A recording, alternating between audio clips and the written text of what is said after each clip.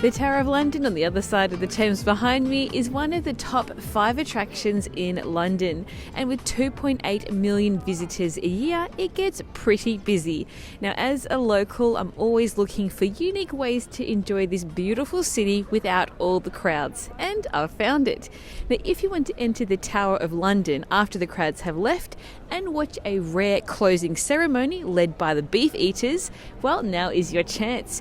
Welcome to His Majesty's Royal Palace and Fortress, the Tower of London. My name is Tam. I'm one of the 35 yeoman warders who have the privilege of living and working here at the Tower of London. And for the next, let's go 100 minutes or so, I'm going to be your genial host. I'm going to give you about 1,000 years of history in about an hour and a half, yeah? An hour, maybe, yeah? The Tower of London is usually bustling with visitors, but in the evening it falls into an eerie silence. Now, this is your invitation to experience the tower like never before, after hours and with exclusive access to its ancient stones, hidden corners and a ceremony shrouded in history. Now, let's take a closer look at this secret ceremony, the ceremony of the keys. This is a tradition that has gone unbroken, but now you can experience the tower in a whole new way with an exclusive tour which includes the ceremony of the keys. This is a nightly ritual that has been performed without fail for over 700 years, even during the Blitz of World War II. On the 29th of December 1940, a German bomb hit this area here. It's an incendiary bomb, not a high explosive bomb, and it caused lots and lots of damage and lots of fires. And what happened was everybody that was on hand got out there trying to put these fires out, as they were doing all over the east of London at that time.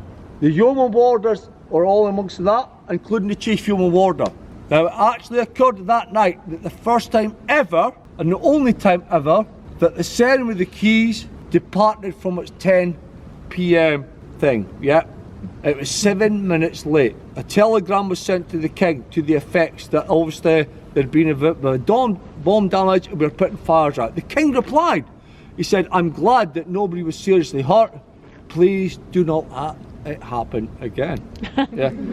Now, it's significant that I mention that on a nighttime time because you want to see the ceremony keys now happen at exactly at 10 o'clock tonight, yeah? So, and it's just to make you aware that it's not ancient history here, there's quite a lot of recent history, shall we say, going back 80 years or so. So why is this particular tour so unmissable? Well, unlike regular daytime visits, this after-hours experience strips away the noise and lets the tower speak for itself.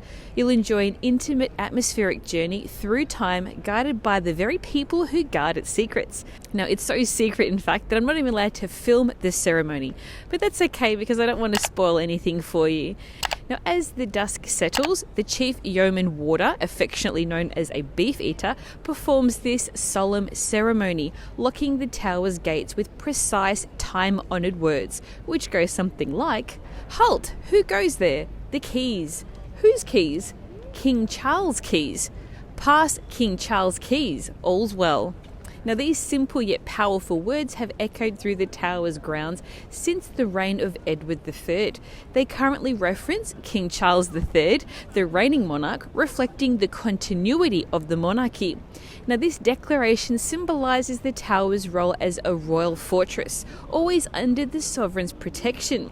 The phrase, King Charles' keys, serves as a reminder that the tower, despite its many roles over the centuries, remains under the authority of the reigning monarch. So why are they called Beefeaters? So yeoman warders here at the Tower of London have also got a nickname, Beefeaters. How do we get the name Beefeaters? The actual point is, we actually don't know. There's various different theories upon this, lots and lots of theories out there, but we don't actually know. Now, the most common theories are we got paid with beef or meat, yeah, instead of money on stage. The other theory is we got to use beef or meat at the king's table, as with the king or queen's bodyguards. But nobody actually knows, there's no documentation to articulate this.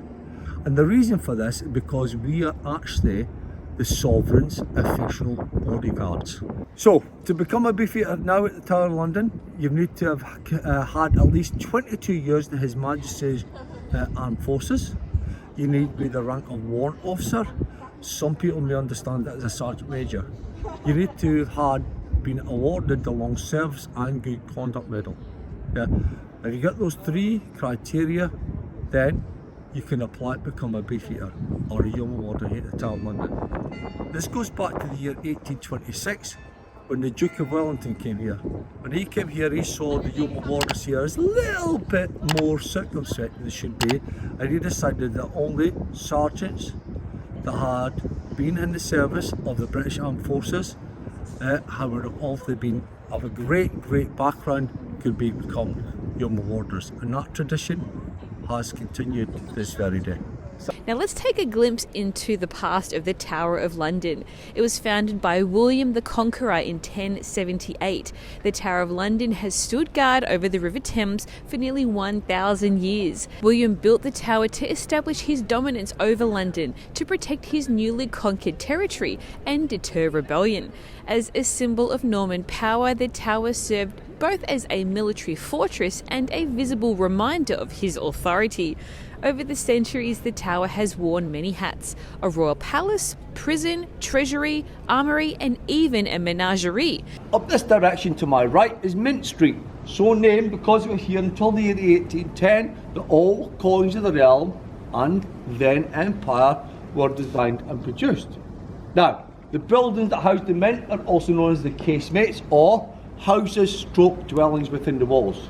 They are now used as accommodation for some of my Yeoman Warder colleagues, and include myself, here at the tower. Now, its walls have witnessed intrigue, betrayal, and the echoes of footsteps belonging to some of history's most infamous figures. One of the tower's most iconic structures, the White Tower, stands majestically at its centre. This formidable keep has housed monarchs, guarded the crown jewels, and once even served as a secure storage for royal armour. Beneath its shadow lies the Traitor's Gate, a water entrance that delivered prisoners accused of treason, including Queen Anne Boleyn, who passed through its grim threshold under arrest. It was built on orders of King Edward I because he required a safer and a more useful entrance into the tower. So, rather than travel through the narrow, twisting streets of London, where his convoys may be attacked, his stores get stolen, or even these prisoners set free, he decides to use the River Thames as a highway. So, at high tide, boats could pass through this gate here, then unload their cargo in relative safety. Now, of course, the highlight of this tour is witnessing this ancient ritual, which is the ceremony of the keys. It is a rare privilege for those that join this exclusive tour. Now, this tour is so exclusive that only 2 operators are allowed to offer it. So to avoid disappointment, booking well in advance is essential and highly recommended. To find out more and to book your tour, just click on the link in the description below this video.